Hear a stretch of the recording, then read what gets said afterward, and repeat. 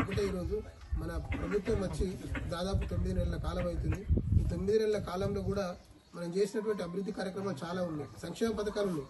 ముఖ్యంగా సంక్షేమ పథకాలను తీసుకుంటే మనం 6 గ్యారంటీలు ఏదైతే 13 పథకాలను చెప్పి మనం చెప్పడం జరిగిందో ఇందులో భాగంగా మరి ప్రభుత్వం ఏర్పడంగానే మరి ఉచిత బస్సు సౌకర్యం కానీ మరి గ్యాస్ సబ్సిడీ కానీ మరి ఈరోజు పెద్ద ఎత్తున మరి ఎందుకంటే రైతాంగంతో కూడుకున్నటువంటి తెలంగాణ ప్రాంతం కాబట్టి మనందరూ కూడా మన ఎల్లారెడ్డి ప్రాంతం కూడా ఎక్కువ రైతులే ఉంటారు. వ్యవసాయం మీద ఆధారపడినటువంటి వాళ్ళం కాబట్టి రైతులకు కూడా మన ముఖ్యమంత్రి గారు మరి ఏదైతే చెప్పినో 2 లక్షల రుణమాఫీ అని చెప్పేసి దాన్ని కూడా మన 15 ఆగస్టు 15 వరకే మాఫీ చేస్తా అని చెప్పేసి 100% పక్కాగా మాఫీ చేయడం జరిగింది.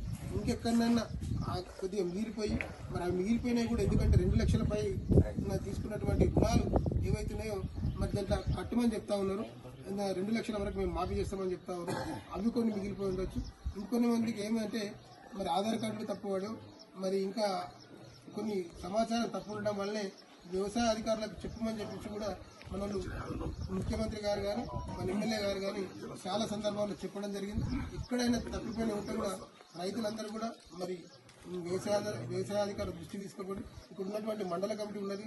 ఆ మండల కమిటీ వాళ్ళకు కూడా చెప్తే ఎవరికైనా సరే వెంకటరామరెడ్డి వెంకన్న ఉన్నాడు, కుషగూడని ఉన్నాడు, మీ ప్రాంతంలో సాయిబాబు ఉన్నాడు, అందరూ మరి ఇప్పుడు ఫాలో చేసి ఎవరైనా సరే వాళ్ళ దృష్టికి తీసుకొచ్చినా కానీ వ్యవసాయాధికారుల దృష్టికి తీసుకపోతారు.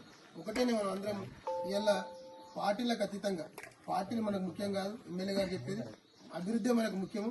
ప్రజలందరూ కూడా మనకు ఓట్లు వేసి పెద్ద ఎత్తున గెలిపించారు కాబట్టి ఏ సంక్షేమ పథకమైనా ఏ పథకం ప్రభుత్వం నుంచి వచ్చినా ప్రతి ఒక్క పేదవాడింటికి చేరాలి, పేదవాడి కడపను తట్టాలని చెప్పేసి ఒక ఉద్దేశంతో ఇలా ప్రభుత్వం పనిచేస్తూ ఉంది. కాబట్టి మనం కూడా దాన్ని దృష్టిలో పెట్టుకొని ఖచ్చితంగా గ్రామంలో ఉన్నటువంటి సమస్యలు సీసీ రోడ్లు కానీ మంచినీటి సౌకర్యం కూడా సార్ పెద్ద ఎత్తున గెలిచిన తర్వాత బోర్లు వేయడం జరిగింది. మరి ఇంకెక్కడైనా మంచినీటి సమస్య కానీ మరి డ్రైనేజ్ సమస్య కానీ సీసీ రోడ్ల సమస్య కానీ ఇంకా ఎలక్ట్రిసిటీ సమస్య కానీ ఇవి ఉన్నప్పటికీ కూడా మరి ఇక్కడ మనం చర్చించి చెప్తే మరి మండల పార్టీ అధ్యక్షులు రాసుకొని మరి ఎమ్మెల్యే గారి దృష్టికి తీసుకుపోతారు. ఒకటే మనం అందరం ఒక యూనిట్ గా పనిచేస్తేనే రేపు జరగబోయేటువంటి స్థానిక సంస్థ ఎలక్షన్ రాబోతా ఉన్నాయి.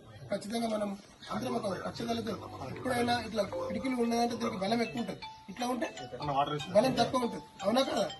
అందుకోసం మన అందరం కూడా ఏకతాటిపై ఏవైనా సమస్యలు ఉంటే ఏవైనా ఇట్లాంటి పొరపాట్లు ఇప్పుడు చెప్పారు సాయిబాబా గారు మాకు ఇట్లా చెక్ వచ్చింది, మా చెక్ మాకు ఇన్ఫర్మేషన్ లేకుండా ఇవ్వడం జరిగిందండి. అట్లాంటి పొరపాట్లు జరగకుండా చూసుకొని ఖచ్చితంగా రేపు ముందు రోజులల్లో ఏమైనా సమాచారం ఉంటే కూడా గ్రామ కమిటీ అధ్యక్షుడికి గ్రామంలో ఉన్నటువంటి ఇంకా ఇతర పెద్దలకు కూడా ఖచ్చితంగా చెప్పి మరి ముందుకు పోదాం. అట్లాంటి